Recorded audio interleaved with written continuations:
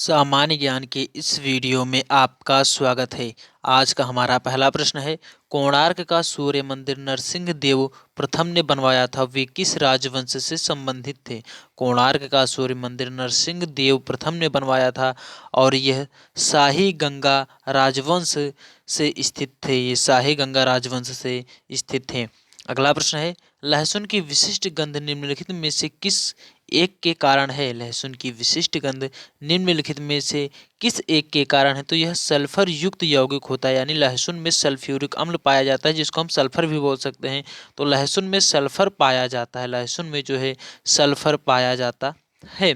अगला प्रश्न है हमारा, कार चालक की सुरक्षा के लिए प्रयोग में आने वाले वायु थैले यानी एयरबैग में क्या होता है? कार चालक की सुरक्षा के लिए प्रयोग में आने वाले वायु थैले एयरबैग में क्या होता है? तो इसमें होता है सोडियम एजाइड। सोडियम एजाइड जो है यह सुरक्षा के लिए काफ़ी महत्वपूर्ण होता है, सोडियम एजाइड। अगला प्रश्न है, बिग बैंग सिद्धांत का प्रथम प्रमाण किसने दिया? बिग बैंग सिद्धांत का प्रथम प्रमाण किसने दिया? तो एडविन हबन ने दिया। एडविन हबन ने बिग बैंग सिद्धांत का प्रथम प्रमाण दिया।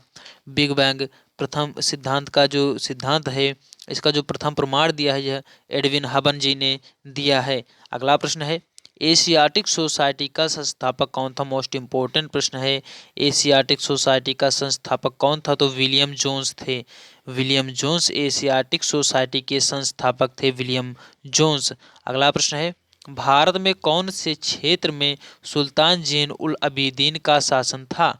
भारत में किस क्षेत्र में सुल्तान जैन उल अबीदीन का शासक था? तो भारत के कश्मीर में सुल्तान जैन उल अबीदीन का शासक था, जम्मू यानी कश्मीर में।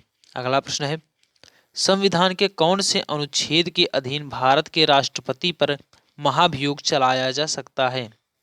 संविधान के किस अनुच्छेद के तहत भारत के राष्ट्रपति यानी प्रेसिडेंट पर महाभियोग चलाया जा सकता है? तो अनुच्छेद 61 के तहत भारत में राष्ट्रपति को भ्रष्टाचार या अन्य कारणों से उसके ऊपर महाभियोग चलाया जा सकता है, जिसको 2 सदनों से पार करना पड़ता है, पहला लोकसभा और दूसरा राज्यसभा। अगला प्रश्न है, महासागर सतह पर सबसे गहरा बिंदु कौन सा है? महासागर सतह पर सबसे गहरा बिंदु कौन सा है? तो यह चैलेंजर द्वीप है। चैलेंजर द्वीप महासागर सतह पर सबसे गहरा बिंदु है, चैलेंजर द्वीप। अगला प्रश्न है हमारा, सोने की शुद्धता को मापने के लिए कैरेट शब्द का प्रयोग किया जाता है। सोने का जो शुद्धतम रूप क्या है, यानी सोने की शुद्धता को मापने के लिए कैरेट शब्द का प्रयोग किया जाता है। और सोने का शुद्धतम रूप क्या है? तो सोने का जो शुद्धतम रूप है यह 24 कैरेट होता। सोने का जो शुद्धतम रूप है यह 24 कैरेट होता है, यानी 24 कैरेट का जो सोना है यह शुद्धतम होता है। अगला प्रश्न है, वर्ष 1976 में आपातकालीन की उद्घोषणा के समय भारत का राष्ट्रपति कौन था? वर्ष 1976 में आपातकालीन की उद्घोषणा के समय भारत का राष्ट्रपति कौन था? तो ये थे फ़खरुद्दीन अली अहमद। फ़खरुद्दीन अली अहमद यह 1976 में आपातकाल यानी इमरजेंसी के दौरान, यानी यह भारत के राष्ट्रपति थे, फ़खरुद्दीन अली अहमद। अगला प्रश्न है, फ्रांसिस्को डी अल्मीडा कौन था? फ्रांसिस्को डी अल्मीडा कौन था? तो यह भारत में पुर्तगाली वायसराय था। भारत में पुर्तगाली वायसराय यह फ्रांसिस्को डी अल्मीडा यह भारत में पुर्तगाली वायसराय था, यानी यह पुर्तगाल का था। अगला प्रश्न है हमारा, the last Mughal the fall of A dynasty Delhi 1957 नामक पुस्तक के लेखक कौन हैं? The last Mughal the fall of A dynasty Delhi 1857 नामक पुस्तक के लेखक विलियम डैलरिम्पल हैं। विलियम डैलरिम्पल यह इस पुस्तक के लेखक हैं। यह प्रश्न परीक्षाओं की दृष्टि से बहुत ही महत्वपूर्ण है दोस्तों, आप इन प्रश्नों को नोट कर लीजिए। अगला प्रश्न है, पेंट उद्योग के श्रमिकों को किस प्रकार प्रदूषण यानी पॉल्यूशन के जोखिम का सामना करना पड़ता है? तो शीशा प्रदूषण।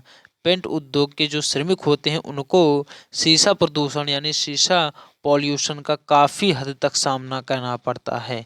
हमारा अगला प्रश्न है, बीड़ी लपेटने वाले आच्छादन के रूप में प्रयोग आने वाले पत्ते किससे प्राप्त होते हैं?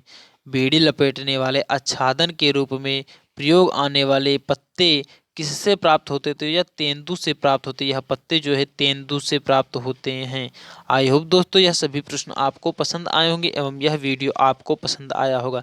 अगर यह वीडियो आपको पसंद आया है तो लाइक कीजिए। अगर आपने अभी तक हमारे channel GK with Prince YouTube channel को सब्सक्राइब नहीं किया है तो सब्सक्राइब कर लीजिए और बेल आइकन को प्रेस कीजिए, जिससे हमारी वीडियो की सभी नोटिफिकेशंस आपको सबसे पहले मिलते रहें। धन्यवाद दोस्तों, मिलते हैं अगले नेक्स्ट वीडियो में। तब तक के लिए जय हिंद।